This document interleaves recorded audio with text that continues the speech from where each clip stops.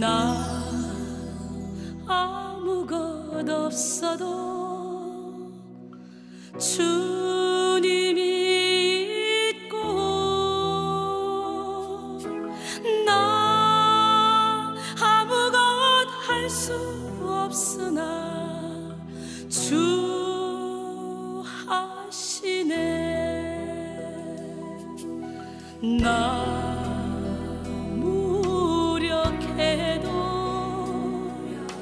주는 강하시며 나 모든 건 모르나 주는 다시네. 나 어두울 때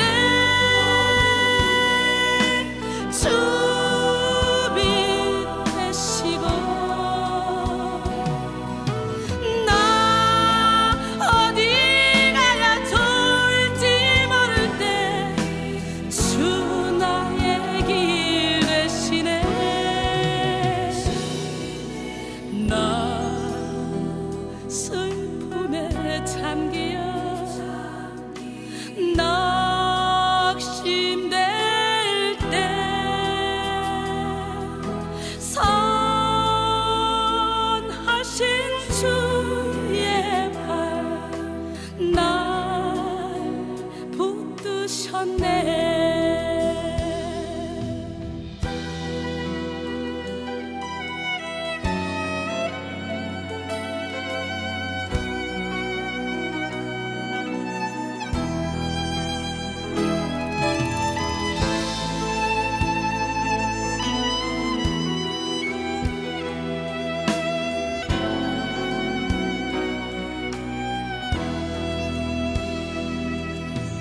나 아무것 없어도 주님이 있고, 나 아무것 할 수 없으나 주 하시네. 나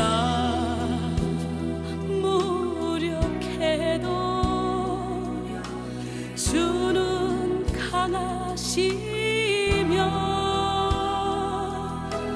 나 모든 건 모르나 주는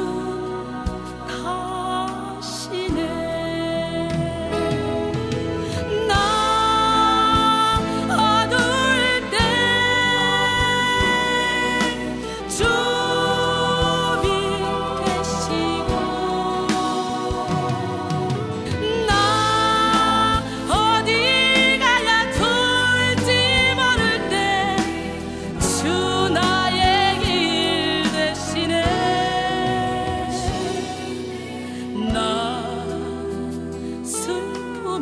잠기어 낙심될 때 선하신 주의 발 날 붙드셨네. 선하신 주의 발 날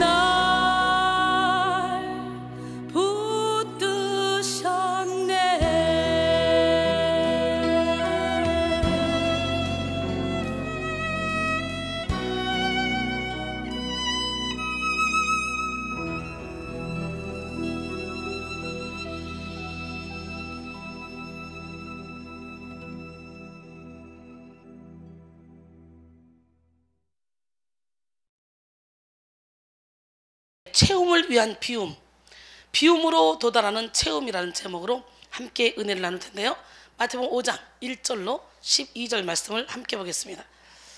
예수께서 무리를 보시고 산에 올라가 앉으시니 제자들이 나온지라 입을 열어 가르쳐 이르시되 심령이 가난한 자는 복이 있나니 천국이 그들의 것이며 애통하는 자는 복이 있나니 그들이 위로를 받을 것이며 온유한 자는 복이 있나니 그들이 땅을 기업으로 받을 것이며 의에 줄이고 목마른 자는 복이 있나니 그들이 배부를 것이며 긍휼히 여기는 자는 복이 있나니 그들이 긍휼히 여김을 받을 것이며 마음이 청결한 자는 복이 있나니 그들이 하나님을 볼 것이며 화평하게 하는 자는 복이 있나니 그들이 하나님의 아들이라 일컬음을 받을 것이며 의를 위하여 박해를 받는 자는 복이 있나니 천국이 그들의 것입니다.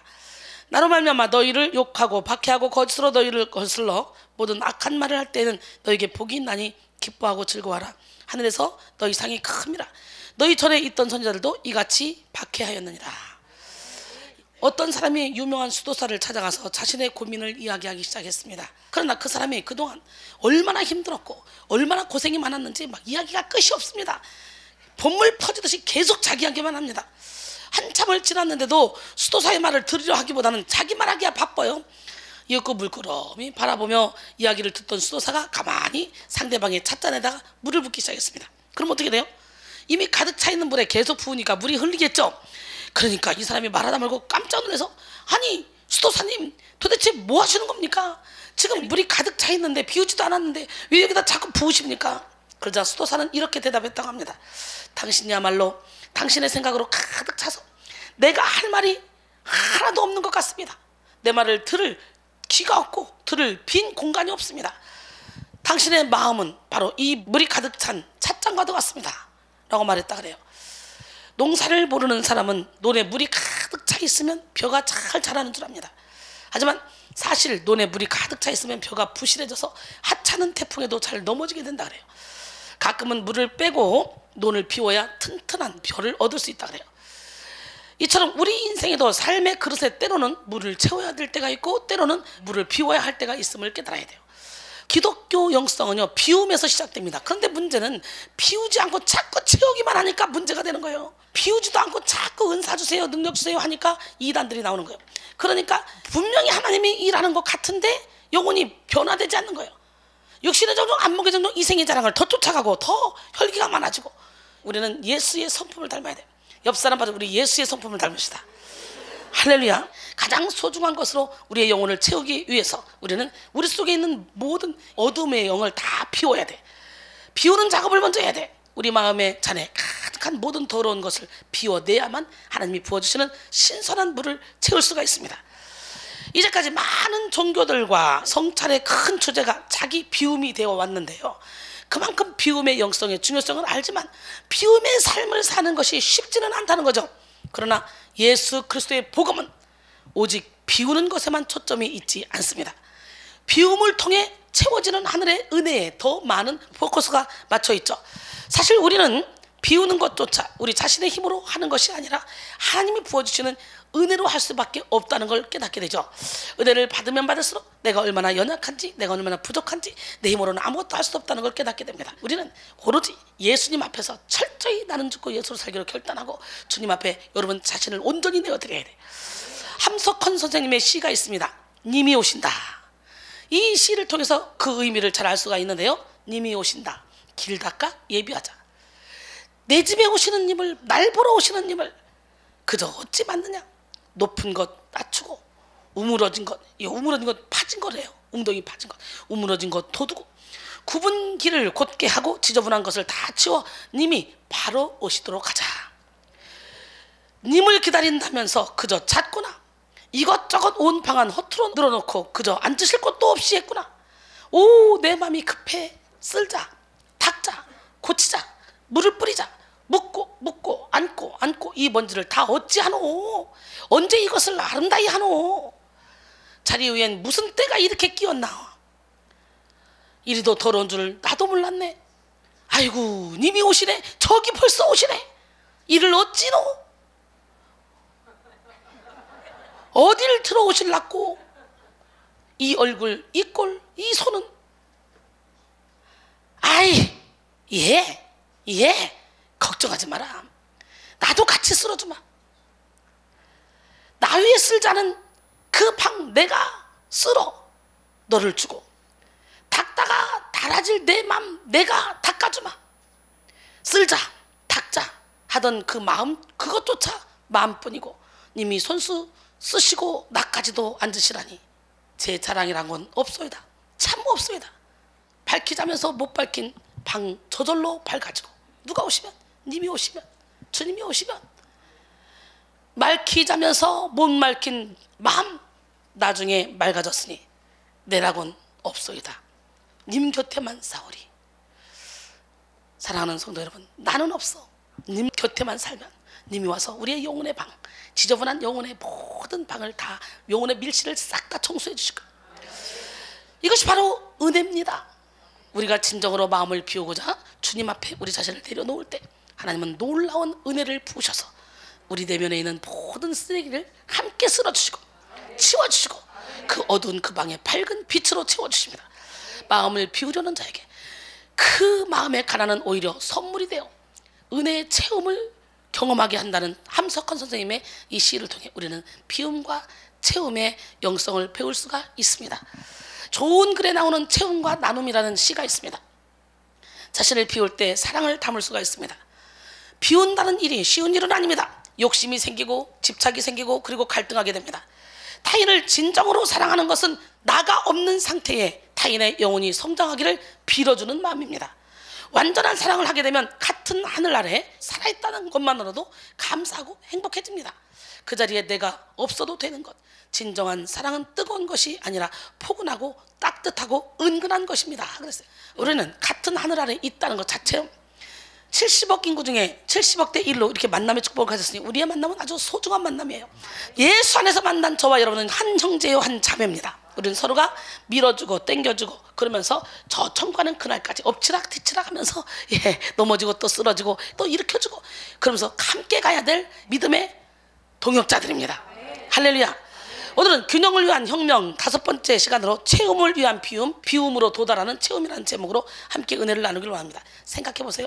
비우지 않고는 채우려고 해도 채울 수가 없어. 손에 뭔가가 가득 채워 있으면 아무리 좋은 것이 있어도 이걸 비워야 받을 수가 있는 거예요. 그렇기 때문에 오늘 이 시간에 깨지고 부서지고 무너집시다. 오늘 본문 말씀은 예수님의 산상수훈 중에 팔복에 관한 말씀인데요, 우리는 이 본문 말씀을 통해 비움과 체험의 영성에 대해서 깊이 배워보고자 합니다. 본문 팔복의 내용은 나름의 운율을 가지고 기록되어 있는데요, 팔복의 각 부분은 먼저 복받을 자격 대상자를 밝히는 이 전반부와 복의 내용을 보여주는 후반부로 구성되어서 8중으로 대구 구조를 이루고 있습니다. 본격적으로 본문의 내용을 가지고 비움과 체험에 대해서 배워보기 이전에 먼저 비움과 체험의 영성에 대한 이야기를 좀 더 구체적으로 하기를 원합니다. 오늘 이 시간에 여러분 죽읍시다, 깨집시다, 부서집시다, 무너집시다. 깨져야 하리. 부서져야 하리, 부서져야 하리, 무너져야 하리, 무너져야 하리, 깨져야 하리, 더 많이 깨져야 하리, 씻겨야 하리, 깨끗이 씻겨야 하리, 다 버리고 다 고치고 겸손히 낮아져도 주 앞에서 정결타고 자랑치 못할 거예요. 부서져야 하리, 무너져야 하리, 깨져야 하리, 깨끗이 씻겨야 하리, 다 버리고 다 고치고 겸손히 낮아져도 주 앞에서 정결타고 사랑치 못할 거예요. 부서져야 하리, 무너져야 하리, 깨져야 하리, 깨끗이 씻겨야 하리. 앞에서도 말씀드렸듯이 비움의 영성은 기독교 외에 다른 종교에서도 아주 중요하게 다루고 있는데요, 어쩌면 불교인들에게 이 비움이라는 것이 훨씬 더 친숙할지도 모릅니다. 그러나 성경을 자세히 살펴보면 이 비움의 영성이 얼마나 중요하게 다스려지고 있는지 우리가 알 수 있는데요, 비움에 대한 가장 좋은 성경적인 근거를 대라면 우리는 예수님이 성육신에서 이 땅에 우리 인간과 같이 육신의 옷을 입고 오신 거겠죠. 빌립보 2장 5절로 8절, 너희 안에 이 마음을 품으라 곧 그리스도 예수의 마음이니 그는 근본 하나님의 본체시나 하나님과 동등됨을 취할 것으로 여기지 아니하시고 오히려 자기를 비워 종의 형태를 가지사 사람들과 같이 되셨고 사람의 모양으로 나타나사 자기를 낮추시고 죽기까지 복종하셨으니 곧 십자가에 죽으심이라. 예수 그리스도는 하나님과 동등하신 분이셨지만 철저히 자기 자신을 비우셨습니다. 이를 히라보로 케노시스라고 그래요. 예수님이 이 땅에 육신의 옷을 입고 오신 이 성육신 사건 자체가 비움의 사건이었습니다. 예수님은 탄생하신 그 순간부터 십자가를 지시며 생을 마치는 그 순간까지 비움의 인생, 즉 케노시스의 인생을 사셨습니다. 그런데 이런 예수님의 비움은요, 비움으로 끝나지 않았어요. 고린도서 8장 9절에 보니까 우리 주 예수 그리스도의 은혜를 너희가 알거니와 부요하신 이로써 너희를 위하여 가난하게 되시면 그의 가난함으로 말미암아 너희를 부요하게 하려 하심이라. 할렐루야. 세계적인 영성 상담가인 헨리 나우엔의 책 영혼의 양식 중에 이런 글이 있습니다. 우리는 하나님으로부터 생명의 충만함을 받기 위하여 우리의 생명의 잔을 완전히 비우지 않으면 안 됩니다. 예수님은 십자가에서 생명의 잔을 완전히 비우셨습니다. 완전히 비어있는 그 순간과 완전히 꽉 차있는 순간은 같은 것입니다 라고 말했어요. 예수님이 가난하게 되신 것, 예수님이 비우신 것은 바로 우리를 부요하게 하시기 위해서, 우리의 모든 것을 채워주시기 위해서. 이처럼 비움과 채움은 동전의 양면과 같이 동시에 이루어지는 것입니다. 오늘 여러분들이 어둠의 영을 비우는 동시에 그 자리에 하나님의 영으로 확 채워지는 거예요. 채움의 성경적 근거가 있죠. 비움만으로 끝나는 것은 결코 기독교의 영성이 아니에요. 다른 종교와 구별되는 기독교 영성의 특별성은 바로 채움의 영성입니다. 체험에 대한 성경적 근거를 잘 나타내는 구절이 있는데요, 요한복음 1장 14절에 말씀이 육신되어 우리 가운데 거하시매 우리가 그의 영광을 보니 아버지의 독생자의 영광이요 은혜와 진리가 충만하더라. 할렐루야. 하늘 보좌를 버리시고 자신의 모든 것을 내어주신 예수님의 모습은 이처럼 은혜와 진리로 충만한 모습이었습니다. 모든 것을 비우셨음에도 불구하고 예수님 안에는 이처럼 은혜와 진리가 충만하셨기 때문에 우리에게 주실 것이 충분했습니다. 이 충만이 바로 풀레로스인데요, 여러분 이런 충만함이 바로 기독교 영성의 독특성이죠. 에베소 3장 18절로 19절, 능히 모든 성도와 함께 지식에 넘치는 그리스도의 사랑을 알고 그 너비와 길이와 높이와 깊이가 어떠함을 깨달아 하나님의 모든 충만하신 것으로 너에게 충만하게 하시기를 구하노라. 오늘 그 예수님의 사랑의 너비와 길이와 높이와 깊이가 어떤 걸 깨달아 사랑으로 충만해지기만 하면 우리는 사랑의 율법의 완성이잖아요. 그렇기 때문에 내가 율법을 지키려고 노력할 필요가 없어요. 저절로 율법이 지켜집니다. 저절로 예수님의 성품이 닮아집니다. 골로새 2장 9절로 10절, 그 안에는 신성의 모든 충만이 육체에 거하시고 너희도 그 안에서 충만해졌으니 그는 모든 통치자와 권세의 머리시라 그랬어요. 우리의 내면을 그저 비워놓는 것은 아주 위험한 일입니다. 더러운 귀신이 나갔다가 깨끗하게 치워진 집을 보고 이제 악한 귀신들을 데려와서 그 집을 완전히 점령해 버렸다는 얘기가 오늘 마태복음 12장 43절로 45절 말씀에 나옵니다. 이처럼 우리는 비우는 작업과 채우는 작업을 동시에 집중해야 돼요. 비우기만 하고 채우지 않으면 거기에 사탄이가 더 일곱 귀신 데려와. 마태복음 12장 43절로 45절, 더러운 귀신이 사람에게서 나갔을 때 물 없는 곳으로 다니며 쉬기를 구하되 쉴 곳을 얻지 못하고 이에 이르되 내가 나온 내 집으로 돌아가리라 하고 와보니 그 집이 비고 청소되고 수리되었거늘 이에 가서 저보다 더 악한 귀신 7을 데리고 들어가서 거하니 그 사람의 나중 형편이 전보다 더욱 심하게 되느니라. 이 악한 세대가 또한 이렇게 되리라 그랬어요. 정리하자면 모든 비움의 근거는 예수 그리스도의 죽음에 두어야 됩니다. 예수님은 우리의 모든 더러운 죄와 허물을 짊어지시고 죽으셨습니다. 우리는 그 예수 그리스도의 십자가 앞에 모든 죄짐을 싹 다 내려놓고 피워야 돼요. 예, 또한 예수님은 십자가에서 죽으시고 다시 부활하셨습니다. 이 부활이 바로 체험의 확실한 근거예요. 우리는 부활하신 하나님, 지금도 살아계셔 우리와 역사하신 하나님, 그 주님의 임재로 우리 내면을 가득가득 채워야 됩니다. 비움과 체험은 한 번에 이루는 것이 아니라 반복적이고 계속적으로 이루어 나가야 할 우리의 과제입니다. 사도 바울과 같이 날마다 죽기를 결단하며 오늘도 나는 죽고 예수로 살아가는 여러분 모두가 되길 원합니다. 갈라디아서 2장 20절에 내가 그리스도와 함께 십자가에 못 박혔나니 그런즉 이제는 내가 사는 것이 아니오 오직 내 안에 그리스도께서 사시는 것이라. 이제 내가 육체 가운데 사는 것은 나를 사랑하사 나를 위하여 자기 자신을 버리신 하나님 아들을 믿는 믿음 안에서 사는 것이라. 예수를 믿는다면서 자꾸 자기가 인생의 운전대를 잡고 뻗떡뻗떡 내가 살아서 육신의 정욕, 안목의 정욕, 이생의 자랑을 쫓아가기 때문에 하나님의 능력이 나를 통해 나가지 못하는 거예요. 골로새 3장 1절로 5절 보니까 그러므로 너희가 그리스도와 함께 다시 살리심을 받았으면 위의 것을 찾으라. 거기는 그리스도께서 하나님 우편에 앉아 계시니라. 위의 것을 생각하고 땅의 것을 생각하지 말라. 이는 너희가 죽었고 너희 생명이 그리스도와 함께 하나님 안에 감추어졌습니다. 우리 생명이신 그리스도께서 나타나실 그때 너희도 그와 함께 영광 중에 나타나리라. 그러므로 땅에 있는 지체를 죽이라. 곧 음란과 부정과 사욕과 악한 정욕과 탐심이니 탐심은 우상숭배니라 그랬어요. 우리 깨집시다. 부서집시다. 내가 철저히 예수와 함께 죽고 위의 것을 바라보면 하나님이 우리를 그리스도와 함께 감췄는데요, 감췄다가 예수님이 나타나실 그때 나도 영광 중에 나타난대. 그러니까 내가 죽으면 나를 통해 주님이 일하신다는 거 믿으십니까?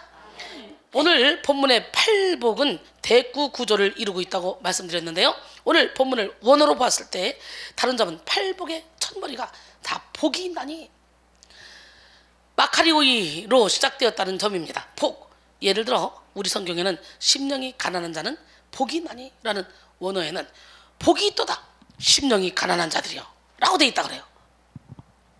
원어는 예수님은 오늘 복이 있도다 라는 축복의 선언으로 산상수훈을 시작하고 계십니다. 시편 1편 1절로 2절 시작. 복 있는 사람은 악인들의 길을 따르지 않냐며 죄인들의 길을 서지 않냐며 오만한 자들의 자리에 앉지 않냐고 오직 여호와의 율법을 즐거워하여 그 율법을 주야로 묵상하는 자로다. 할렐루야. 예, 오늘 여러분 모두가 다 복 있는 사람이 되길 원합니다. 예수님은 오늘 복이 있도다라는 축복의 선언으로 산상수훈을 시작하고 계신데요, 사실 이런 선언은 당시에 매우 강한 인상을 남겼을 것입니다. 그 당시 상황으로 볼 때 사람들은 복이라는 개념보다는 모세의 율법과 장로의 유전을 통해 행동의 제약과 금기를 강조하는 구약 율법에 더 익숙해져 있었기 때문이에요. 그러나 예수님은 복이 있도다라는 강한 임팩트 있는 선언을 하시며 예수님을 통해 신약시대에 아주 새롭게 열릴 자유의 복을 선포하고 계십니다. 누가복음 4장 18절에 19절 주의 성령이 내게 임하셨으니 이는 가난한 자에게 복음을 전하게 하시려고 내게 기름을 부으시고 나를 보내사 포로된 자에게 자유를, 눈먼 자에게 다시 보게 함을 전파하며 눌린 자를 자유케 하고 주의 은혜의 해를 전파하게 하려 하심이라 하였더라. 여러분, 오늘 성령께서 우리에게 기름만 부어주시면 나를 보내 가난한 자에게 아름다운 소식을 전하게 하시고 포로된 자에게 자유를, 갇힌 자에게 노임을, 눌린 자를 자유롭게 하고 주의 은혜의 해를 전파하게 하며 근심한 자에게 찬송의 옷을 입혀줍니다. 믿으십니까? 그 하나님은 누구 하나님? 오늘 시간에 그 성령의 기름 부음을 받아야지.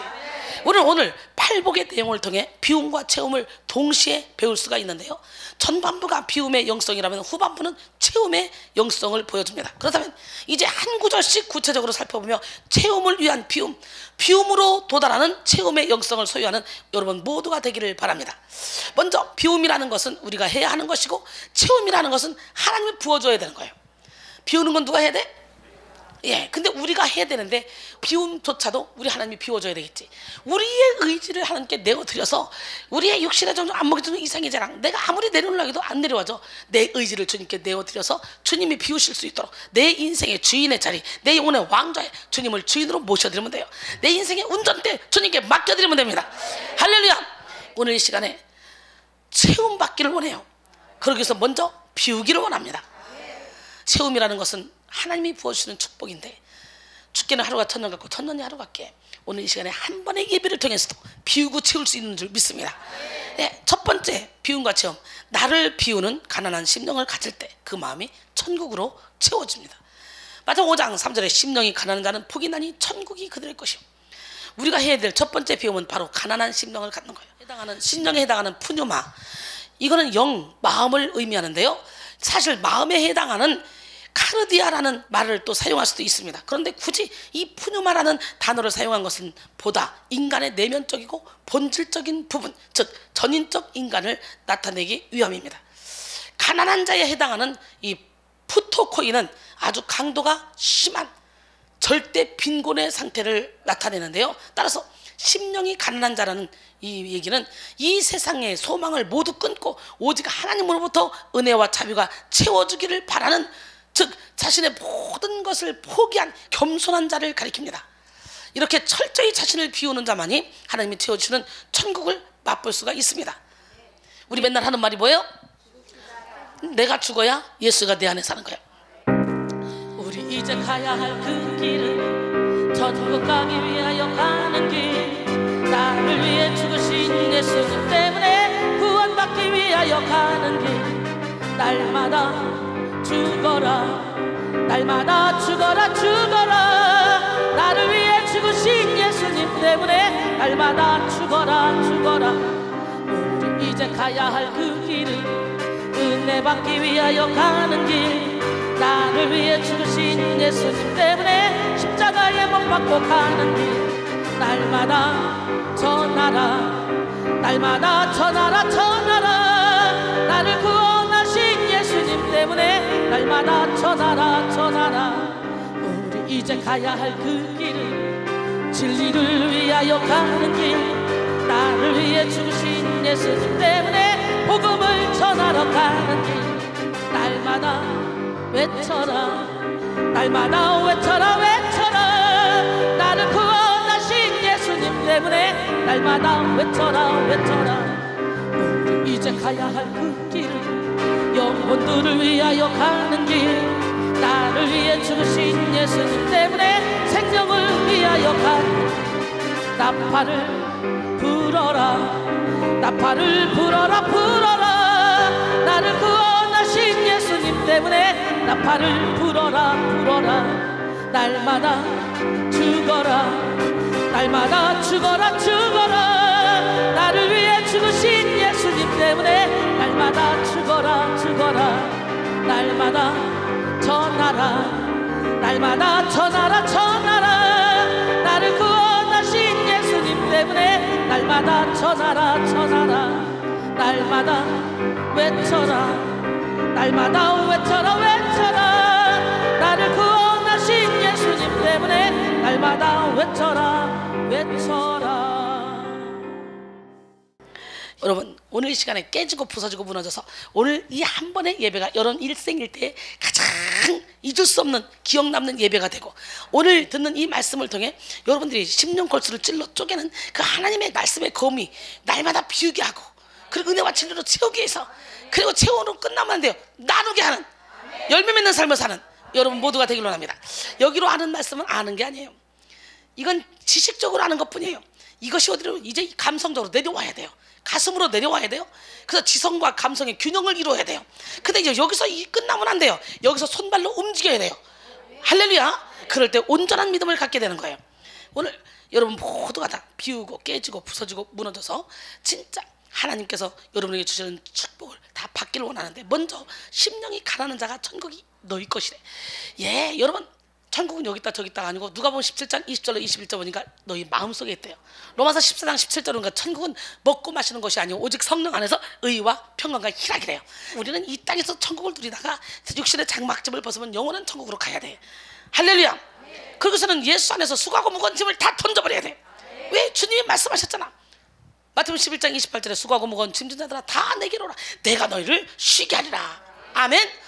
이렇게 가난한 심령이란 또한 자기의 죄를 인정하고 고백하는 마음입니다. 즉 자신의 영적인 황폐에 대한 자각이 바로 가난한 심령인 거예요. 자신의 죄를 발견하고 깨닫는 일은 결코 유쾌하고 즐겁고 행복한 일이 아닙니다.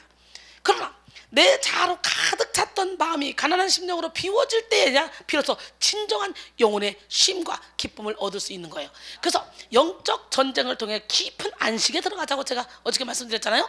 영적 전쟁을 꼭 뚫고 나가야 깊은 안식에 들어가는 거지. 참된 안식을 누리는 여러분 모두가 되기 위해서 비워야 돼요. 스펄전은 우리의 심령이 가난해지지 않는 한 그리스도는 우리에게 결코 귀한 분이 될 수 없다. 자신의 부족함을 깨달아야만 그리스도의 부요함을 깨달을 수 있기 때문이다 라고 했습니다. 가난한 심령을 갖기 위해 우리는 더욱더 철저히 자신을 부인해야 됩니다. 더 적극적으로 우리 자신을 내려놓고 하나님께 나가야 됩니다. 하나님이 우리에게 예비하신 복은 바로 천국을 누리는 복이에요. 우리가 이 세상에서의 삶을 마치고 가는 천국도 좋지만 우리는 사실 하나님께서 우리에게 예비하신 그 다음에 부어주시는 이 천국의 축복을 받아야 되는데 바로 지금 받아야 돼. 지금 제가 그 천국의 축복을 받았잖아요. 이것은 참으로 하나님의 은혜인 줄 믿습니다. 지금에 나된 것은 온전히 하나님의 은혜예요. 저는 항상 그러죠. 내 안에서 예수가 떠나가면 나는 개털이다. 나는 아무것도 아니다. 오로지 예수님, 성령님, 그 주님이 주시는 힘으로 나는 지금까지 살고 있고 이렇게 일을 하고 있고, 지금도 체력이 고갈돼서 엉망인데 여기만 쓰면 막 성령께서 막 새 힘을 주십니다. 독수리가 날개친 같은 새 힘, 오늘 이 힘을 받아가시기 바랍니다. 이렇게 철저히 제 자신을 비웠더니 하나님이 세상에 줄 수 없고 알 수 없는 천국을 내 안에 허락하셨어요. 천국은 여기 있다 저기 있다 아니 여러분의 마음속 365일 예수님을 주인으로 모시면 우리는 사방으로 우겨싸면 다도 쌓이지 않고, 박해를 받아도 버림받지 않고, 거꾸로 뜸을 당해도 망하지 않고, 앞길 막혀 답답해서 낙심하지 않습니다. 왜? 임마누엘 하나님 우리와 함께 하시기 때문에. 하나님이 채워주시는 이 천국의 축복이 얼마나 귀하고 감사한지 저는 날마다 육신의 한계를 느끼며 모든 진액을 쏟아 사명을 감당하면서도 제 안에 솟아오르는 이 기쁨을 주체할 수가 없답니다. 오늘 이 능력을 받길 원합니다. 저는요, 영혼 살리기 위해서 생명 걸었어요. 갈라디아서 4장 9절에 나의 자녀들아 너희 속에 그리스도의 형상을 이루기까지 다시 너희를 위하여 해산하는 수고를 하노니, 사도 바울이 그러죠. 그리고 사도행전 20장 24절은 그러죠. 내가 달력을 끌고 주 예수께 받은 사명 곧 하나님의 은혜의 복음을 증언하는 일을 마치려 하면 나의 생명조차 조금 더 귀한 것으로 여기지 아니하노라 그랬어요. 여러분 모두가 이런 가난한 마음으로 비울 때 천국으로 채우시는 하나님의 은혜를 다 누리게 될 줄로 믿습니다. 두 번째, 비움과 체험. 나를 비우는 애통의 마음을 가질 때 하나님의 위로로 채워집니다. 한 천사가 천국문을 열기 위해 나라를 위해 목숨을 바친 애국지사의 피 한 방울을 가져갔습니다. 그러나 굳게 닫힌 천국문은 열리지 않았습니다. 꼼짝도 안 했습니다. 그는 급히 다시 세상으로 와서 슬픔 가운데 죽어간 한 여인의 한숨을 가지고 갔습니다. 그러나 그 결과는 마찬가지입니다. 마지막으로 자신의 죄를 회개하면서 흘린 노인의 눈물 한 방울을 담아가지고 갔는데 천국문이 확 열렸다 그래요. 오늘 회개하는 자, 애통하는 자, 애통하는 자는 복이 있나니 그들이 위로를 받을 것이요. 할렐루야. 오늘 본문 4절이죠. 애통하는 에 해당하는 펜둔테스는, 이 펜둔테스의 원형 펜데오는 심히 근심하며 고통스럽게 슬퍼하는 것을 의미합니다. 이는 속으로 사귈 수 없는, 스스로 주체할 수 없을 만큼 극심한 슬픔을 의미합니다. 애통에는 두 가지 종류가 있죠. 하나는 자신을 위한 애통이고 또 하나는 이웃을 위한 애통입니다. 먼저 자신을 위한 애통이란 자기 자신의 부족함과 연약함을 깨닫고 고백하는 애통이죠. 시편 34편 18절에 여호와는 마음이 상한 자를 가까이 하시고 충심으로 통회한 자를 구원하신다 그랬어요. 하나님 앞에 강한 자는 하나님 앞에 철저히 자신의 연약함을 알고 인정하며 하나님 없이는 살 수 없다고 고백하는 애통하는 자입니다. 믿으십니까? 결코 스스로 높이고 자기 힘을 자랑하는 자, 이런 자는 하나님 앞에 강한 자가 아니고 약한 자입니다. 또한 자신을 위한 애통은 뭐냐? 자신의 죄를 통해 자백하는 회개의 애통이에요. 오늘 죄 씻음 받지 못한 게 있다면, 무의식의 세계까지도 죄가 여러분 안에 자리 잡고 있다면 우리는 회개의 애통을 해야 돼. 회개의 애통은 결코 자기 연민에 빠진 애통과는 다른 것입니다. 이는 자기 비하 혹은 자기 멸시에 빠진 울부짖음과도 다릅니다. 하나님이 아닌 다른 것을 우상 삼고 욕심과 교만으로 가득했던 속사람을 비우는 애통입니다. 오늘 비웁시다. 이런 애통의 비움을 통해 하나님의 참된 위로와 용서의 은혜를 우리는 받을 수가 있는 거예요. 이사야 43장 25절에 나 곧 나는 나를 위하여 내 허물을 도말한 자니 내 죄를 기억하지 아니하리라. 할렐루야. 오늘 우리가 우리 죄를 자백하고 회개하면 그는 미쁘시고 의로사 우리를 모든 불의에서 깨끗하게 해주신다고 요한일서 1장 8절로 9절을 말씀하셔요. 예, 여러분 고린도서 7장 10절에 보니까 하나님의 뜻대로 하는 근심은 후회할 것이 없는 구원에 이르게 하는 회개를 이루는 것이요 세상 근심은 사망을 이루는 것이니라 그랬어요. 그리고 11절에 보니까 보라 하나님의 뜻대로 하게 된 이 근심이 너희로 얼마나 간절하게 하며 얼마나 변증하게 하며 얼마나 분하게 하며 얼마나 두렵게 하며 얼마나 사모하게 하며 얼마나 열심히 있게 하며 얼마나 벌하게 하였는가. 너희가 그 일에 대하여 일체 너희 자신의 깨끗함을 나타내었느니라 그랬어요. 여러분 영원히 된 백성께서 드려지는 이 성령의 강력한 예배는 우리 속에 숨은 죄악까지도 다 드러내어 고치는 예배입니다. 저절로 말씀만 듣고 있으면 깨달아지고, 깨달으면 우리의 내적 치유, 우리의 내면의 이 어둠의 영들, 나도 모르게 내 안에 들어와서 내 인생을 엉망으로 끌고 갔던 이 어둠의 영들이 다 떠나가는 역사가 일어나요. 로마서 7장 9절에 전에 율법을 깨닫지 못했을 때는 내가 살았더니 계명의 이름에 죄는 살아나고 난 죽었다. 그리고 19절 이하에 보니까 내가 원하는 바 선은 행하지 아니하고 도리어 원하지 아니하는 바 악을 행하는도다. 만일 내가 원하지 아니하는 그것을 하면 이를 행하는다. 내가 아니요 내 속에 거하는 죄인이라. 여러분, 죄가 어떻게 그런 일을 하겠어? 그럼 뭐예요? 요한일서 3장 8절에 죄를 지는 자는 마귀에게 속한다 했잖아. 죄를 타고 들어간 마귀 새끼가 내 안에서 자꾸 악한 일을 하게 만든다는 거예요. 나는 선한 일을 하고 싶은데, 그러므로 내가 한 법을 깨달았느니 곧 선을 행하기 원하는 나에게 악이 함께 있는 것이로다. 내 속사람으로는 하나님의 법을 즐거워하되 내 지체 속에서 한 다른 법이 내 마음의 법과 싸워 내 지체 속에는 죄의 법으로 나를 사로잡는 것을 보는도다. 오라, 나는 곤고한 사람이다. 이 사망의 몸에서 누가 나를 건져내냐? 탄식하잖아요. 우리는 이 과정을 겪어야 돼요. 예수를 믿고 말씀의 빛이 여러분 마음가짐을 찍고 회칠한 무덤을 제끼고 안으로 들어가야 여러분 안에 죄가 확 올라와. 그거와 싸움이 들어가는 거예요. 이 싸울 때 예언도 해주고 각종 은사도 막 주고, 귀신들이 왜 천사장 루시퍼는 하나님의 오른팔이었기 때문에 하나님이 하는 거 다 흉내내. 천국과 지옥으로 가는 것만 못하지, 또 재창조하는 것만 못하지. 이미 그렇기 때문에 너무너무 비슷하게 온다는 거예요. 이게 은혜 받고 은사 활동하고 막 영이 열려봐, 힌두교나 불교나 무슨 무당이나 뭐 다 비슷하게 떨기도 하고 방언도 하고 다 비슷하게 오잖아요. 그러니까 우리는 거기서 분별을 해야 돼요. 하나님께로부터 오는 영을 잡아야 돼요. 이렇게 탄식했던 사도 바울은 로마서 8장 1절로 2절 시작. 그러므로 이제 그리스도 예수 안에 있는 자에게는 결코 정죄함이 없나니 이는 그리스도 예수 안에 있는 생명의 성령의 법이 죄와 사망의 법에서 너를 해방하였습니다. 할렐루야. 이런 탄식의 과정을 겪어야 되는데, 오늘날 혼적인 예배만 드리기 때문에 이 마음가짐이 찢어지지 않고 혼적인 예배만 드리기 때문에 사람들이 변화가 되지 않는 거예요. 로마서 12장 2절에 너희는 이 세대를 본받지 말고 오직 마음을 새롭게 함으로 변화를 받아 하나님의 선하시고 기뻐하시고 온전하신 뜻이 무엇인지 분별하도록 하라 했어요. 우리 변해야 됩니다. 우리가 예수 안에 딱 들어오잖아요. 누가 우리를 그리스도의 사랑에서 끊으려? 환난이나 공고나 박해나 기근이나 적시나 위험이나 칼이라. 사망이나 생명이나 천사들이나 권세자들이나 현재일이나 장래일이나 능력이나 높음이나 기쁨이나 다른 어떤 피조물도 우리를 우리 주 그리스도 예수 안에 있는 하나님의 사랑에서 끊을 수 없다 그랬어요. 믿으십니까? 그 하나님은 누구 하나님? 그 하나님은 이 시간에도 불꽃 같은 눈동자로 여러분을 지켜보고 계십니다.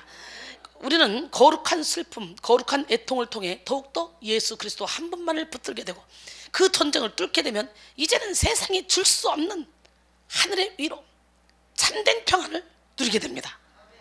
시편 30편 11절에 보니까 주께서 나의 슬픔이 변하여 내게 춤이 되게 하시며 나의 베옷을 벗기고 기쁨으로 띠띠우셨나이다. 아멘. 예, 오늘 이 시간에 여러분의 베옷을 벗기고 기쁨으로 띠띠우시는 그 주님을 온몸으로 체험하시기 바랍니다. 예, 우리는 아무것도 할 수 없어요. 그런데요, 우리 주님은 우리를 통해 놀라운 능력을 행하셔요. 그 능력을 행하시는 하나님, 마귀 새끼도 인간의 의지를 빼앗고 인간을 통해 일하고, 하나님도 우리의 의지를 달라 그래서 우리가 의지를 맡게 되면 우리를 통해 일하시는 거예요. 우리 주님은요, 우리에게 평안을 주시는 분입니다. 오늘 여러분의 슬픔이 변하여 춤이 되게 하시고 베옷을 벗기고 기쁨으로 띠띠우시는 그 하나님, 그 하나님을 이 시간에 만나야 돼요. 요한복음 14장 27절에 평안을 너에게 끼치노니 곧 나의 평안을 너에게 주노라. 내가 너에게 주는 것은 세상이 주는 것과 같지 아니하노라. 너희는 마음에 근심하지도 말고 두려워하지도 말라 그랬어요. 이것이 바로 자신을 위한 애통인데요, 이 애통의 시간을 지나면 가장 차원 높은 애통으로 나아가게 되는데, 그것이 바로 이웃을 위한 사랑의 애통입니다. 철저히 나 자신을 비우는 애통을 통해 하나님의 위로를 경험하게 되면 이제 주님의 눈물이 그 안에 채워집니다. 내 마음엔 주를 향한 사랑이, 나의 말엔 주가 주신 진리로 나의 눈엔 주의 눈물 채워주셔서 이 찬송가 가사와 같이 주님의 눈물이 여러분의 눈에 채워지는 은혜가 있기를 원합니다. 그래서 날마다 하나님의 채워주심으로 인해서 영육간에 하나님의 부요함을 누리며 그 부요함을 이웃에게 나눠주는 그런 능력의 주인공이 되기를 주님의 이름으로 축원합니다. 아멘. 내 마음에 주를 향한 사랑이 나의 말에 주가 주신 진리로 나의 눈에 주의 눈물 채워주소서.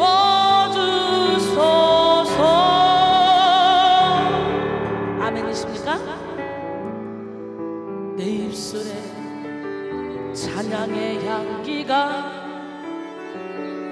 두 손에는 주를 닮은 섬김이, 나의 삶에 주의 흔적 남게 하소서.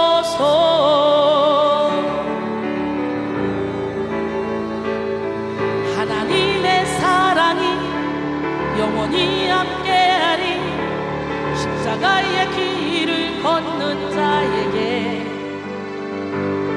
순교자의 삶을 사는 이에게, 조롱하는 소리와 세상 유혹 속에도 주의 순결한 신부가 되리라. 내 생명 주님께, 내 열정 주님께, 내 능력 주님께 드리리. 하나님의 사랑이 영원히 함께하리. 십자가의 길을 걷는 자에게, 순교자의 삶을 사는 이에게, 조롱하는 소리와 세상 유혹 속에도 주의 순결한 신부가 되리라. 내 생명 주님께 드리리. 아멘. 세 번째, 나를 비우고 온유한 마음을 가질 때 땅의 기업을 얻게 되죠. 땅을 기업으로 채워주셔요. 부자 되고 싶어요? 옆 사람 말하고 우리 부자 됩시다.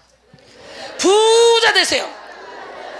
예, 하나님의 말씀대로 살면 들어가도 복을 받고 나가도 복을 받고 떡반죽 그릇까지 복을 받고 복. 야, 인간관계도 마찬가지. 날카롭고 딱딱하고 매정한 사람보다 부드럽고 온유하고 아주 애교가 많은 그런 사람을 서로 찾습니다. 오늘 그 딱딱한 사람들, 어우 진짜 밥맛이야. 치뿔도 아무것도 없으면서 허닥이면서 이렇게 폼생폼사를 어깨 견장 다 빼고 그냥 부드럽게 행복하게 살면 안 될까? 축복을 유통하고 행복을 유통하고 평안을 유통하는 그런 축복의 통로가 되면 안 될까요? 온유한 자는 복이 있나니 그들이 땅을 기업으로 받을 것이에요. 모세는 이 지면에 가장 온유하다고 그렇게 말했어요. 민수기 12장에 보니까. 이렇게 우리는 온유한 사람이 돼야 돼요. 온유함에 해당하는 이 프라에이스는 신약에서 예수님의 품성을 묘사하는 단어로 3번 사용된 단어입니다. 본문에서 이 단어는 외부의 억압과 고난에 대해서 자신의 힘으로 대항하지 않고 상대를 향해 미움과 복수심에서 벗어나 하나님께 맡기고 영적 평정을 유지함, 이걸 의미합니다. 한마디로 외유내강의 사람이 바로 온유한 자를 가리키며, 이 사람은 어떤 상황 속에서도 마음의 천국을 소유하고 있는 사람인데요, 한마디로 예수님이 이런 온유한 자의 최고 모델입니다. 여러분, 겉으로만 뻥뻥뻥 강한 척하지 말고 이 내면이 강건해야 돼. 예수의 이름으로. 아멘. 이사야 53장 7절, 그가 곤욕을 당하여 괴로울 때도 그의 입을 열지 아니하였으며 마치 도수장으로 끌려가는 어린 양과 털 깎는 자 앞에서 잠잠한 양같이 그의 입을 열지 아니하였도다 그러죠. 그리고 12절에 보니까 그러나 그가 많은 사람의 죄를 담당하며 범죄자를 위하여 기도하였느니라. 지금 우리 주님을 얘기하는 거예요. 여러분, 또한 영국의 성경학자 윌리엄 버클레이는 온유하다에 해당하는 헬라어 단어는 주인의 명령에 복종하도록 길들여진 짐승을 가리킬 때 자주 사용했다고 합니다. 그러나 이 짐승은 결코 약하지 않습니다. 그 어떤 야생마보다 더 강했지만 잘 길들여진 그 짐승은 절제된 열정을 갖고 있을 뿐입니다.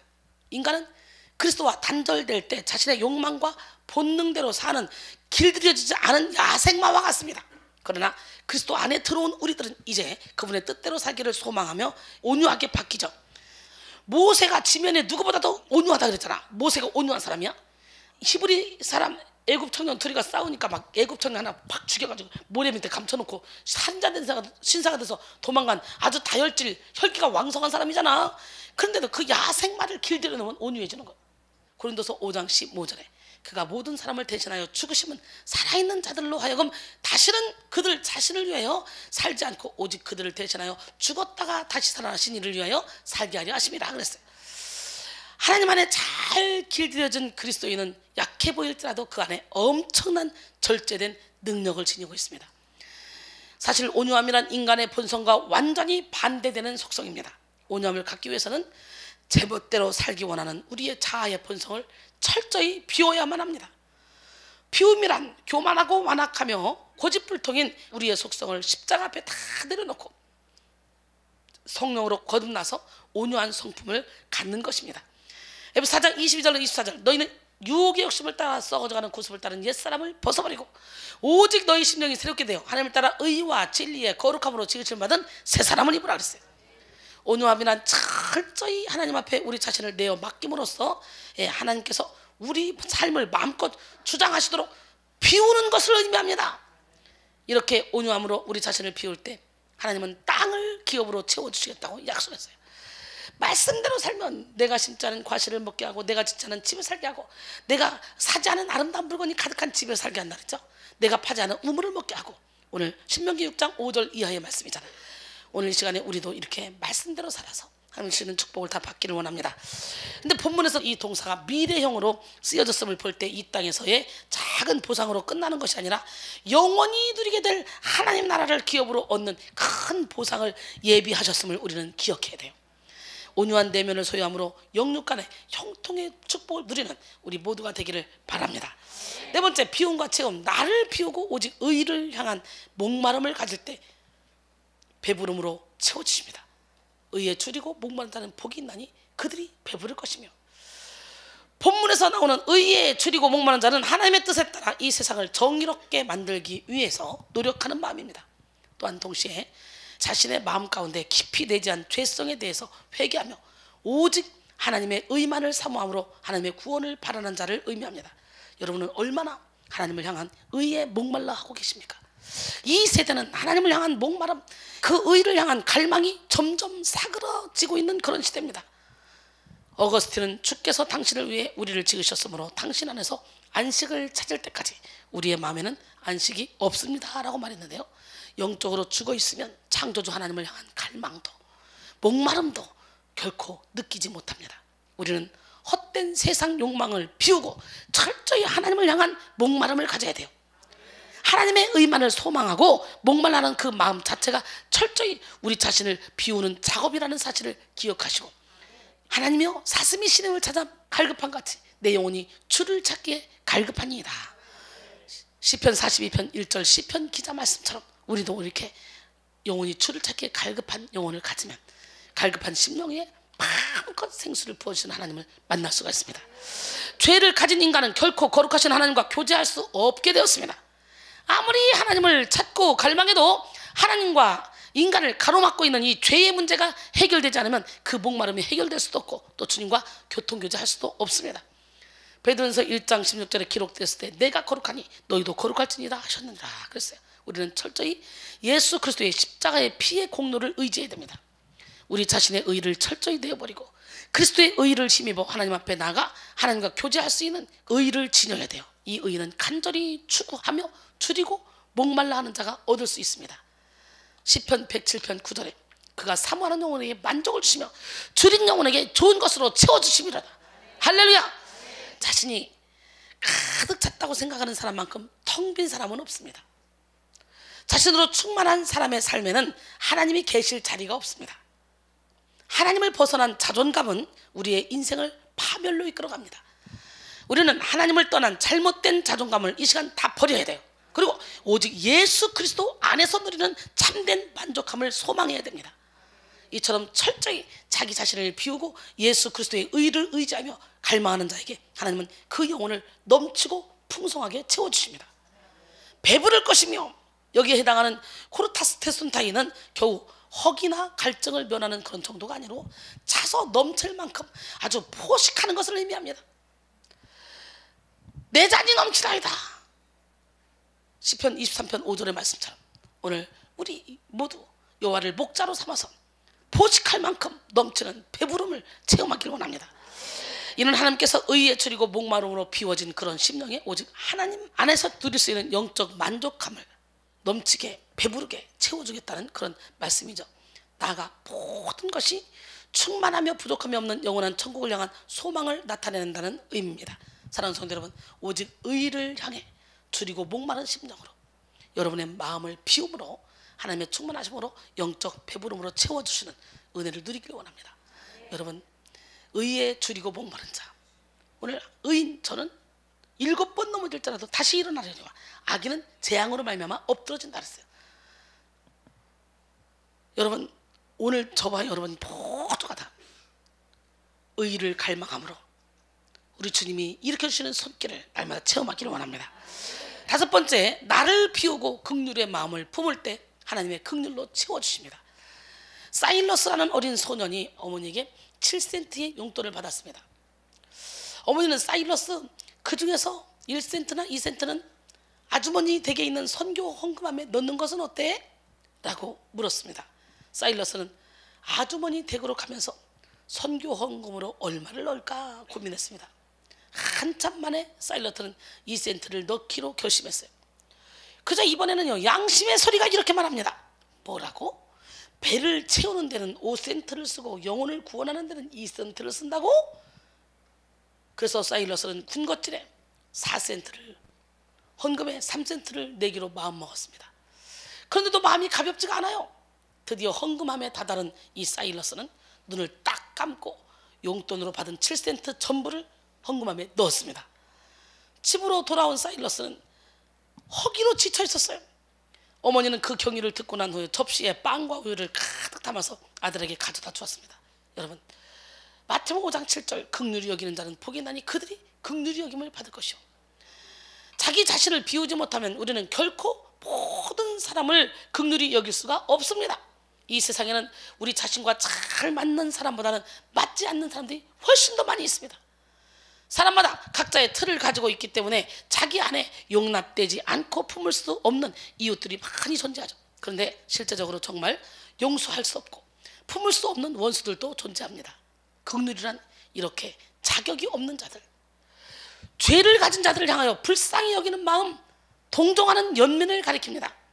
이런 긍휼의 마음은 오직 자신을 비우고 하나님의 긍휼을 경험한 자만이 품을 수 있는 그런 마음입니다. 잠언 21장 13절에 귀를 막고 가난한 자가 부르짖는 소리를 듣지 아니하면 자기가 부르짖을 때에도 들을 자가 없으리라 그랬어요. 내게 구하는 자에게 주며 내게 꾸고자 하는 자에게 거절하지 말라고 마태복음 5장 42절은 말씀하십니다. 나 자신을 비우고 긍휼의 마음을 품기 위해서 우리는 먼저 선입견을 버려야 돼요. 뭘 버려야 돼? 선입견이란 단어는 미리 판단함, 사실을 알지도 못한 채 다른 사람들을 평가함이란 뜻입니다. 예수님은 그야말로 선입견과 편견 덩어리였던 그런 자들을 향해서 이렇게 책망하셨어요. 뭐라고 책망했냐? 마태복음 7장 1절로 5절, 비판을 받지 아니하려거든 비판하지 말라. 너희가 비판하는 그 비판으로 너희가 비판을 받을 것이요 너희가 헤아리는 그 헤아림으로 도로 너희가 헤아림을 받을 것입니다.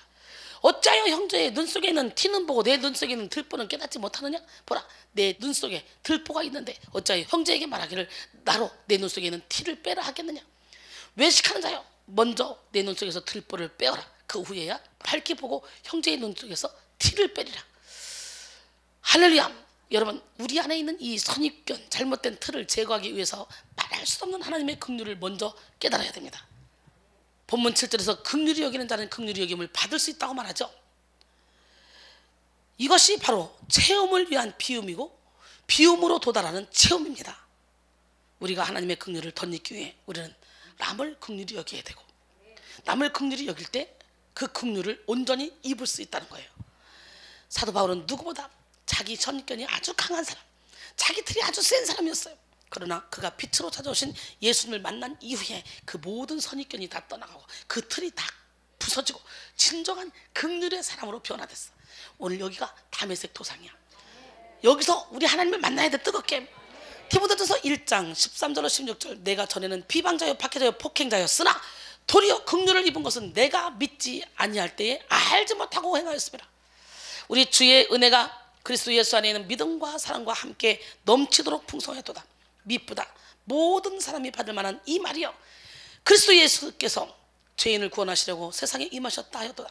내가 죄인 중에 괴순이라. 그러나 내가 긍휼을 입은 까닭은 예수 그리스도께서 내게 먼저 일체 오래 참으심을 보이사 후에 주를 믿어 영생 얻는 자들에게 본이 되게 하려 하심이라 그랬어요.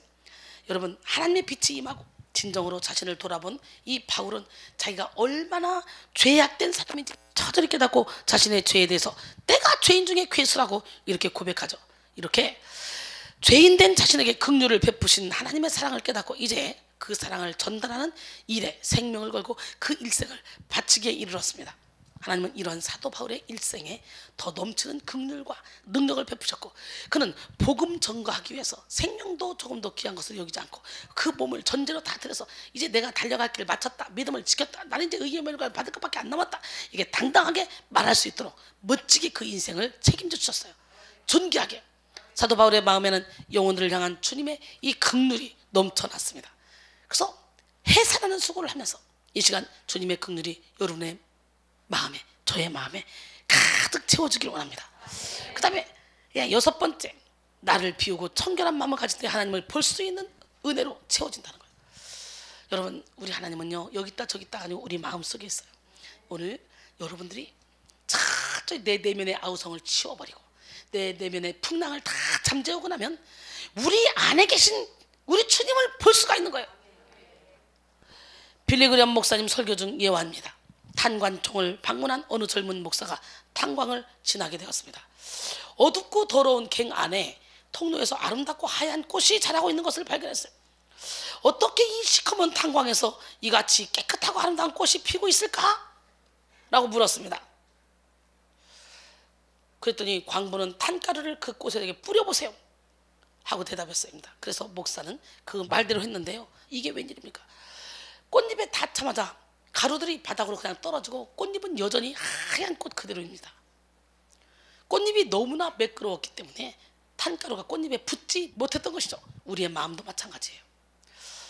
여러분, 여러분의 마음이 깨끗하면 어떤 상황 가운데 있다 할지라도 우리는 죄악으로 더러워지지 않습니다. 죄악으로 가득한 세상에서 인간으로 살아갈 수밖에 없어.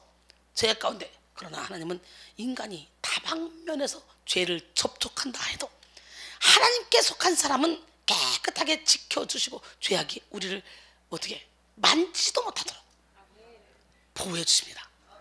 요한일서 5장 18절에 보니까 하나님께로부터 난 자는 다 범죄하지 아니하는 줄 우리가 아노라. 하나님께로부터 나신 자가 그를 지키심에 악한 자가 그를 만지지도 못하느니라. 또한 요한일서 3장 8절 9절 보니까 죄를 지는 자는 마귀에게 속하니 마귀는 처음부터 범죄합니다. 하나님의 아들이 나타나신 것은 마귀의 일을 멸하려 하십니다. 할렐루야. 하나님께로부터 난 자마다 죄를 짓지 아니하나니 이는 하나님의 씨가 그 속에 거하며 그도 범죄하지 못하는 것은 하나님께로부터 났음이라 그랬어요. 오늘 이렇게 악한 자가 만지지도 못하게 하나님을 알 수 있음의 비결은 곧 마음의 청결에서 옵니다. 마음의 깨끗함은 하나님으로부터 오는 것입니다. 우리는 깨끗한 마음을 가져야 돼요.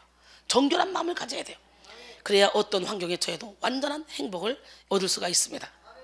오늘 본문 마태복음 5장 8절 마음이 청결한 자는 복이 있나니 그들이 하나님을 볼 것이요. 오늘 영의 눈이 열리기를 원합니다. 영의 귀가 열리기를 원합니다. 영적인 마음이 활짝 열리기를 원합니다. 청결한 자에 해당하는 카다로스는 구약적으로 볼 때 1차적으로 마음에 더러운 것이 없는 깨끗한 자를 연상할 수가 있는데요, 신약에서 사용된 이 카다로스는 좀 더 구체적으로 이중적 마음을 품지 않고 오로지 하나님만을 향하는 그런 순수함을 뜻합니다. 우리 마음 가운데 하나님이 보여지지 않고 그 음성이 들려지지 않는 이유는 하나님을 향한 순수한 마음을 갖지 못했기 때문이라고 할 수 있습니다. 마음이 청결한 자 복이 있어요. 청결하지 않으면 결코 우리는 하나님을 볼 수 없다는 것도 우리는 알아야 되겠죠.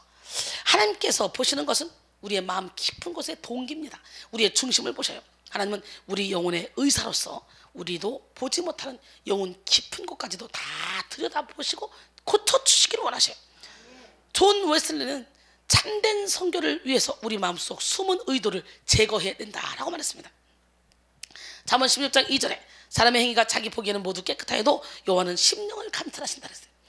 예, 시편 139편 23절로 24절 보니까 하나님이여 나를 살피사 내 마음을 아시며 나를 시험하사 내 뜻을 아옵소서. 내게 무슨 악한 행위가 있나 보시고 나를 영원한 길로 인도하소서. 따라합니다. 하나님이여 나를 살피사 내 마음을 아시며 나를 시험하사 내 뜻을 아옵소서. 내게 무슨 악한 행위가 있나 보시고 나를 영원한 길로 인도하소서. 할렐루야.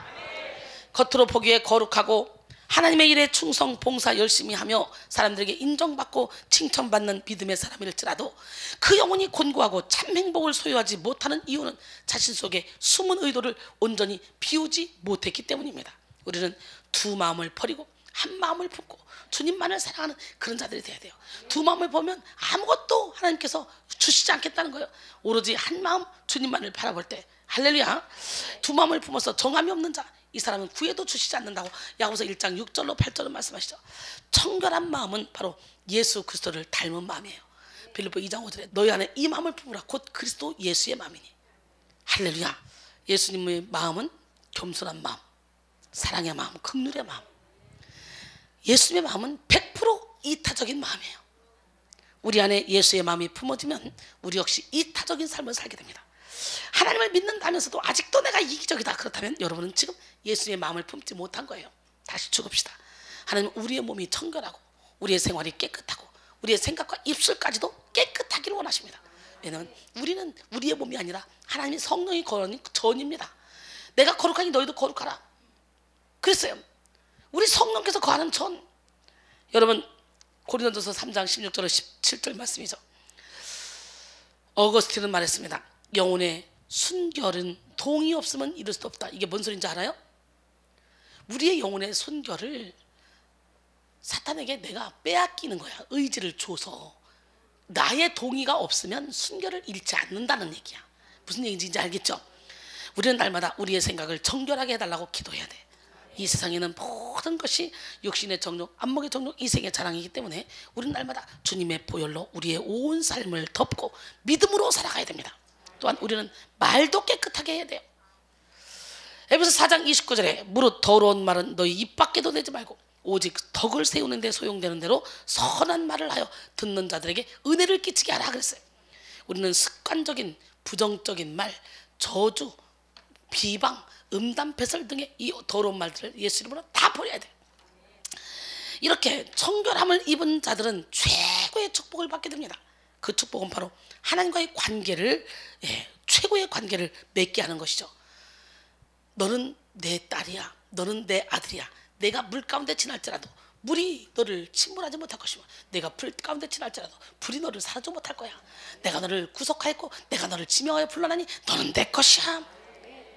그러면요 우리는 어떤 상황 속에서도 사자굴에 들어가서도 사자의 본성을 막고 불불에 들어가도 그 불의 본성을 막았던 이 하나님의 보호하심을 우리는 받고 살게 될 줄로 믿습니다. 하나님을 보는 축복은 우리가 누릴 수 있는 가장 큰 축복입니다. 매 순간 하나님의 임재 속에서 하나님의 음성을 듣고 순종함으로 늘 그 영혼의 하늘의 기쁨이 충만한 인생, 그 최고의 행복을 누리는 그런 저와 여러분이 되기를 바랍니다. 너는 두려워 말라. 함께 찬양합니다. 너는 두려워 말라. 내가 너를 구속하였고 내가 너를 지명하여 불렀나니 너는 내 것이라. 내가 물 가운데로 지날 때에 내가 함께 할 것이라. 강을 건널 때에도 물이 침몰 못하며 불 가운데 행할 때에 타지 아니할 것이요 사르지도 못하리라. 너는 두려워 말라. 너는 두려워 말라. 내가 세상 끝까지 너와 함께 하리라. 너는 너는 두려워 말라. 너는 두려워 말라. 건우 두려워 말라. 내가 세상 끝까지 너와 함께.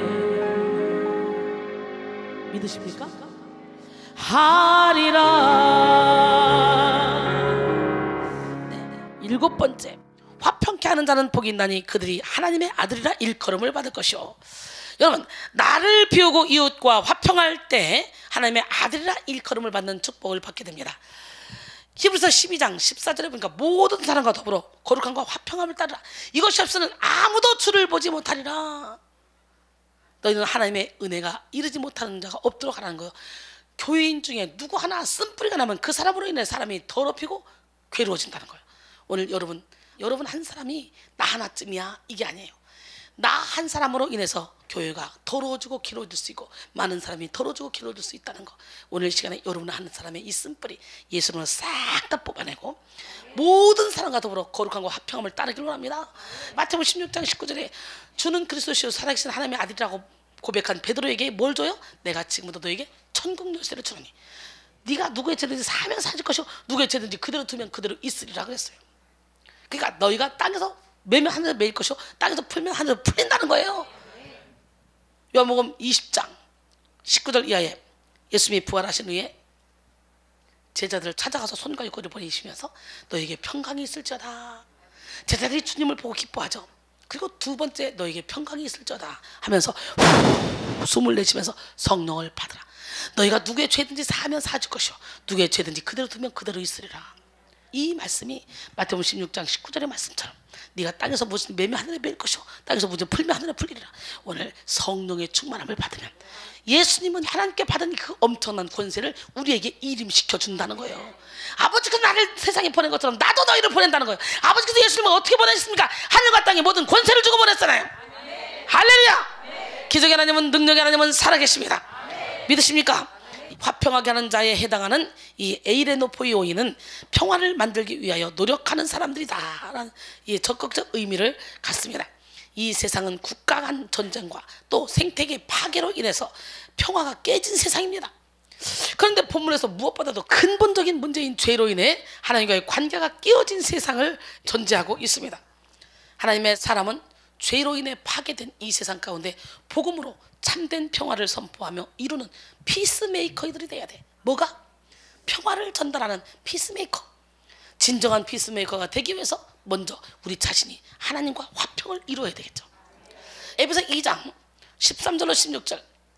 이제는 전에 멀리 있던 너희가 그리스도 예수 안에서 그리스도의 피로 가까워졌느니라.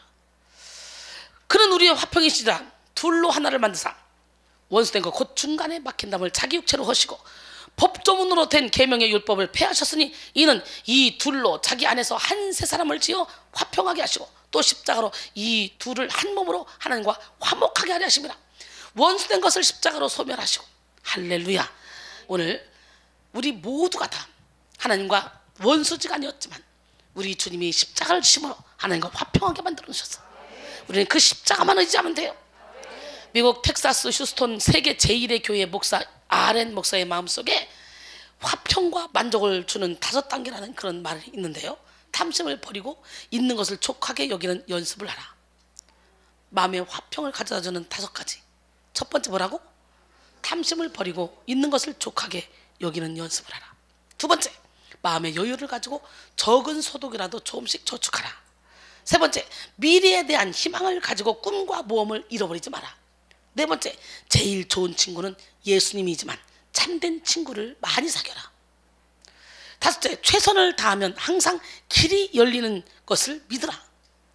이 5가지 중 여러분의 삶에 잘 되지 않는 것이 무엇입니까? 그리스도는 하나님과 우리 사이에 막힌 담을 허시고 다시 하나 되게 하셨습니다.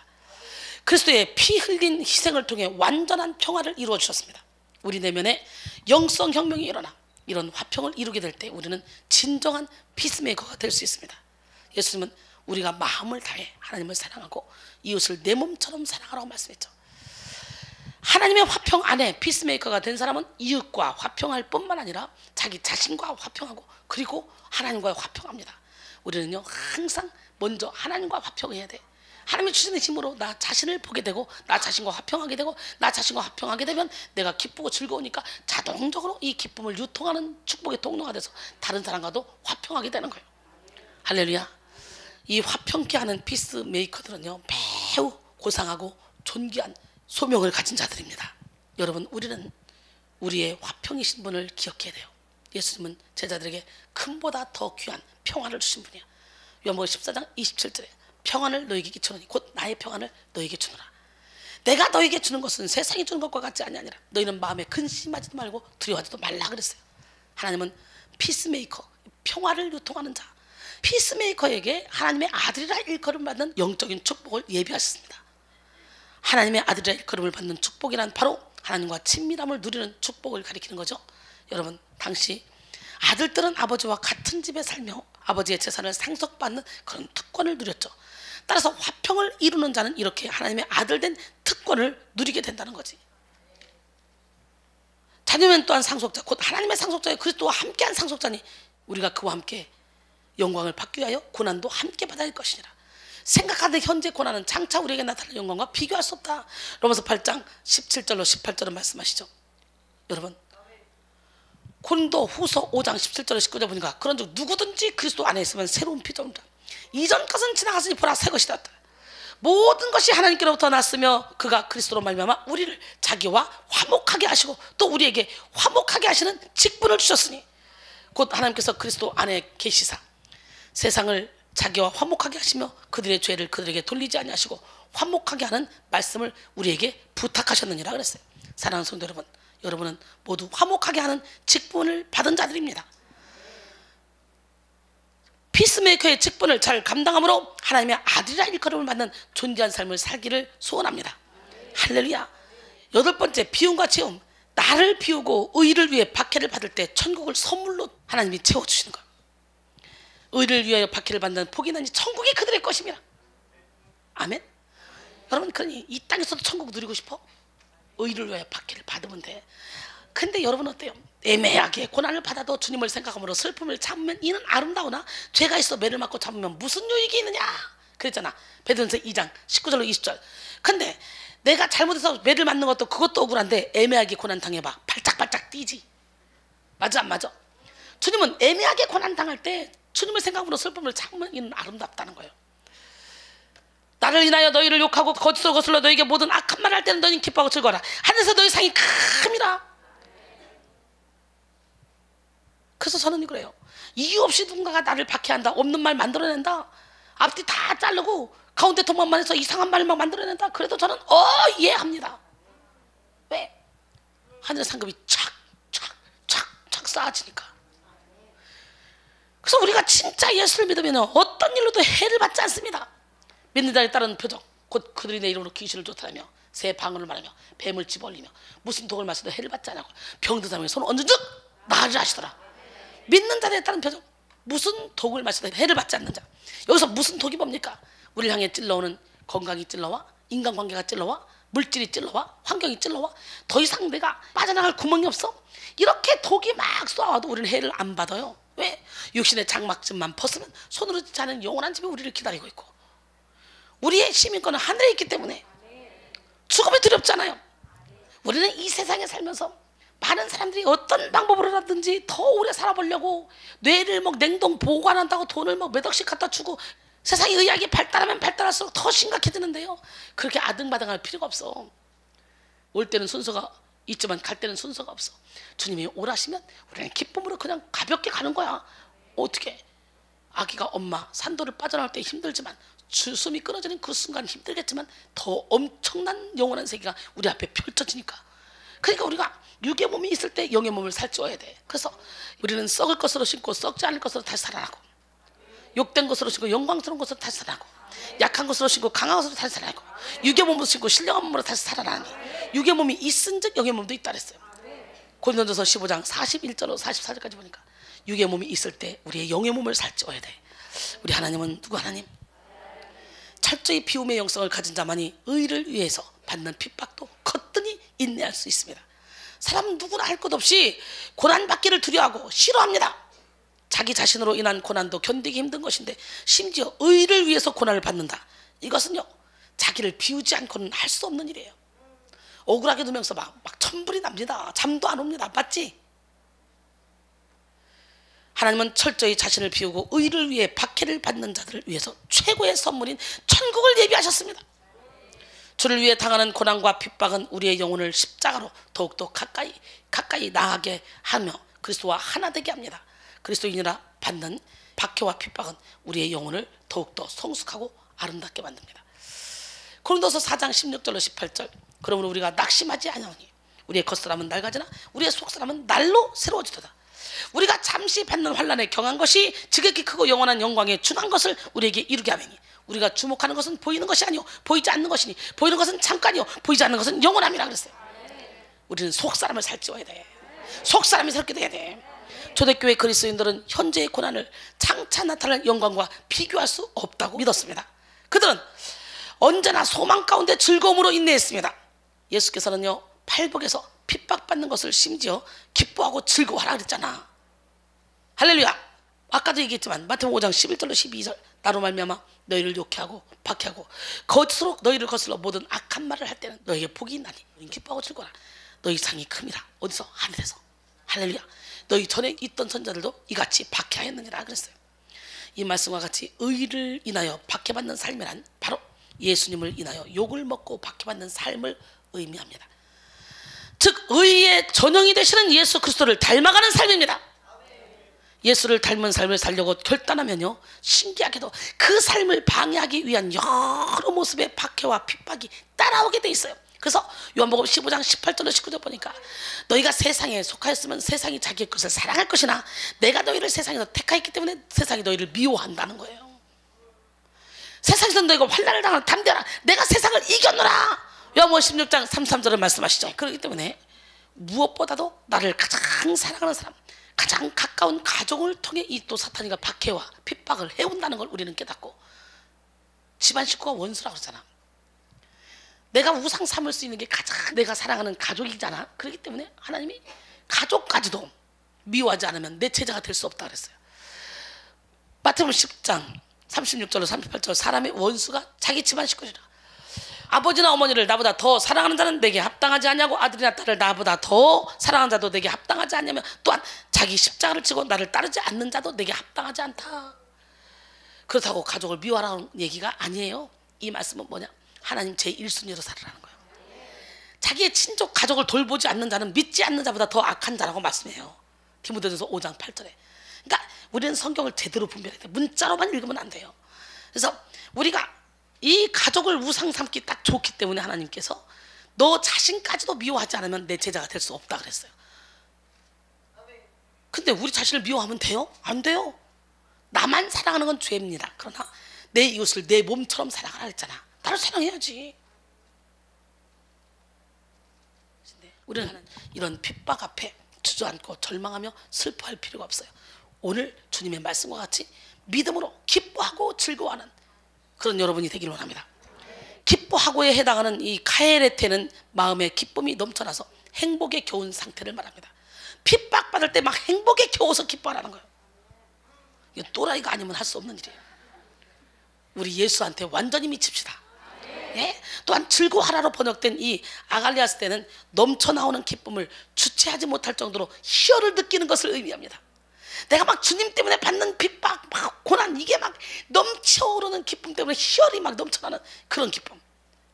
이를 통해 우리가 알 수 있는 것은 주를 위해 받는 극심한 고난은 그저 고통으로 끝나버린 일이 아니라 장차 받게 될 영광과 기쁨의 약속이라는 것입니다.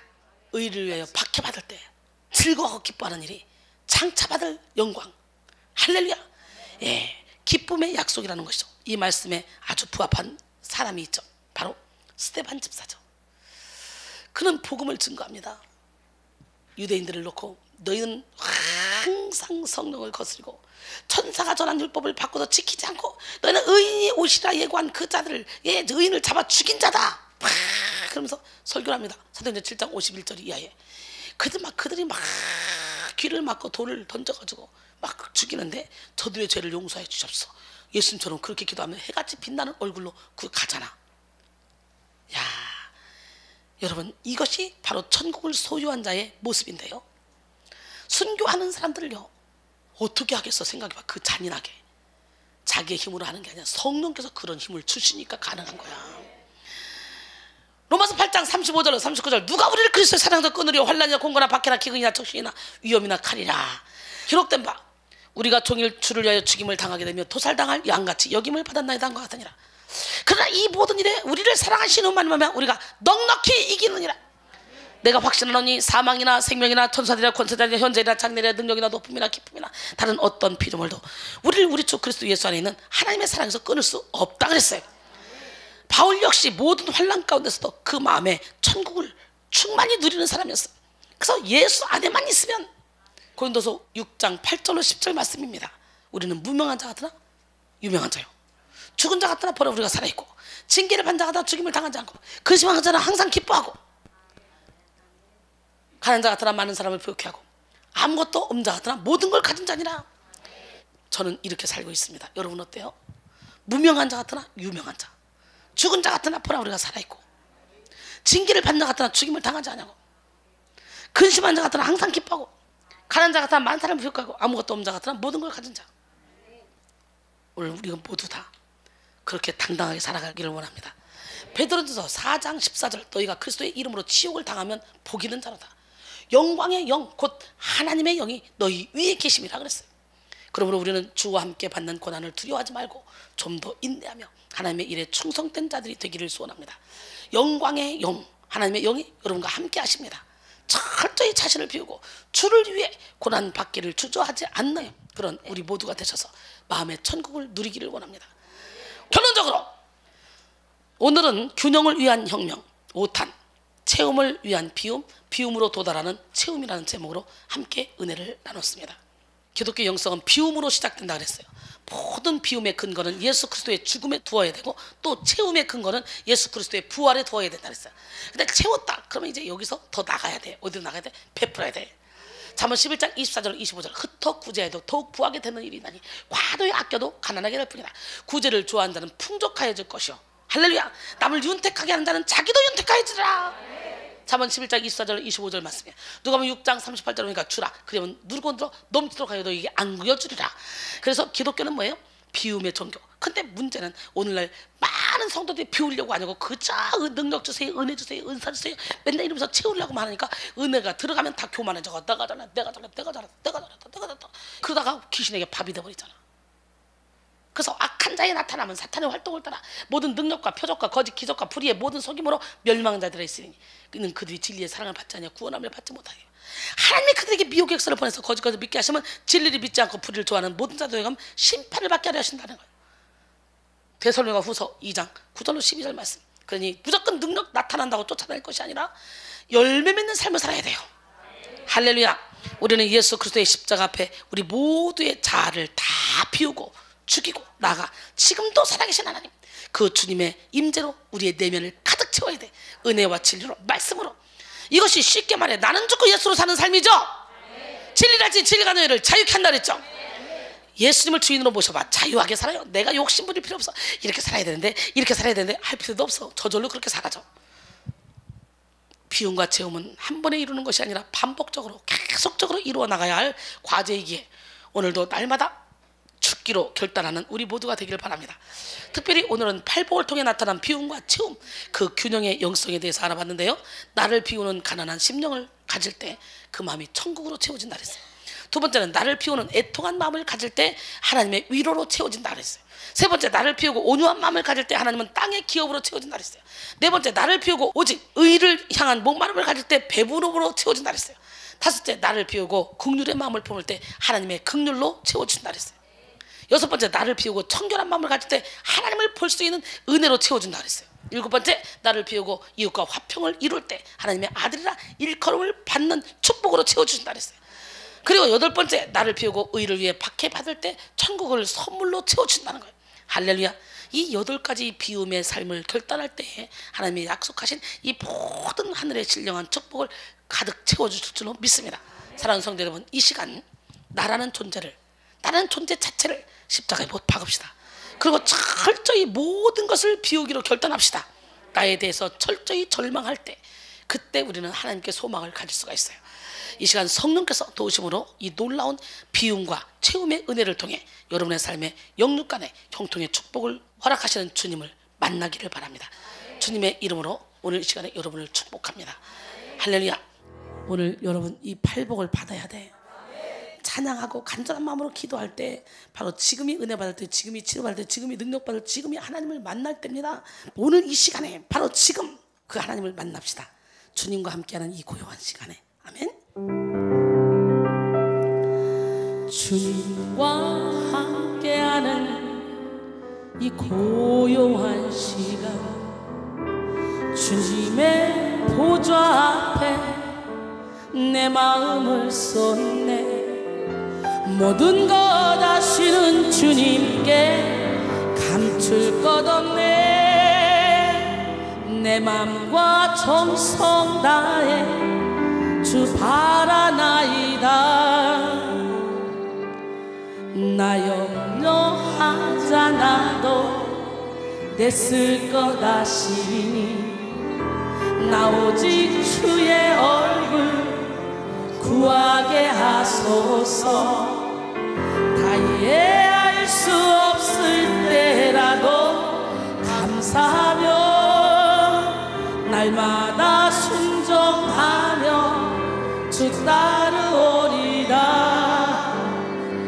온 마음 다해 사랑합니다. 온 마음 다해 주 알기 원하네. 내 모든 삶 당신 것이니 주만 섬기리. 온 마음 다해, 온 마음 다해, 온 마음 다해 사랑합니다. 온 마음 다해 주 알기 원하네. 내 모든 삶 당신 것이니 주만 섬기리. 온 마음 다해. 마음속에 어려움이 있을 때, 마음속에 어려움이 있을 때, 마음속에 어려움이 있을 때 주님 내게 먼저 오사 내 마음을 만지고 주님 앞에 나아갈 수 없을 때, 주님 앞에 나아갈 수 없을 때, 주님 앞에 나아갈 수 없을 때 주님 날 먼저 안으시네. 그렇다고 할지라도 날 사랑하시는 내 하나님의 사랑은 나의 모든 걸 덮고, 그렇다고 할지라도 날 안아주시는 내 하나님을 부를 때 아버지라 부르죠. 그렇다고 할지라도, 그렇다고 할지라도 날 사랑하시는 내 하나님의 사랑은 나의 모든 걸 덮고, 그렇다고 할지라도 날 안아주시는 내 하나님을 부를 때 아버지라 부르죠. 여러분, 여러분의 심령을 우리 주님은 지금 만져주시는 지금. 우리는 지금이 치료받을 때, 지금이 능력받을, 지금이 하나님을 만날 때입니다. 믿으십니까? 마음이 상한 자를 고치신 하나님, 내 마음이 기쁨이 넘치면 우리의 육신의 질병도 떠나갑니다. 마음의 즐거움은 양락이라고 그랬잖아요. 그러나 심령의 근심은 뼈를 마르게 한대요. 마음의 즐거움은 병을 물리칠 수 있는 힘이 있습니다. 오늘 그 하나님을 만나길 바랍니다. 마음이 상한 자를 고치시는 주님, 하늘의 아버지 날 주관하소서. 주의 길로 인도하사 자유케 하소서. 새 일을 행하사 분케 하소서. 두 손 들고 의의 줄이고 목이 마르니 성령의 길을 부소서. 의의 줄이고 목이 마르니 내 잔을 채워주소서. 성령으로 채우사 주 보게 하소서. 주의 임재 속에 은혜 알게 하소서. 주 뜻대로 살아가리 세상 끝날까지. 나를 빚으시고 새날 열어주소서. 의의 줄이고 목이 마르니 성령의 기름 부소서. 의의 줄이고 목이 마르니 내 잔을 채워주소서. 의의 줄이고 의의 줄이고 목이 마르니 성령의 기름 부소서. 의의 줄이고 목이 마르니 내 잔을 채워주소서. 성령으로 채우사 주 보게 하소서. 주의 임재 속에 은혜 알게 하소서. 주 뜻대로 살아가리 세상 끝날까지. 나를 빚으시고 새날 열어주소서. 아래 뺨 주고 의의 줄이고 목이 마르니 성령의 길을 부소서. 의의 줄이고 목이 마르니 내 잔을 채워주소서. 의의 줄이고 의의 줄이고 목이 마르니 성령의 길을 부소서. 의의 줄이고 목이 마르니 내 잔을 채워주소서. 성령으로 채우사 성령으로 채우사 주 보게 하소서. 주의 임재 속에 은혜 알게 하소서. 주 뜻대로 살아가리 세상 끝날까지. 나를 빚으시고 새날 열어주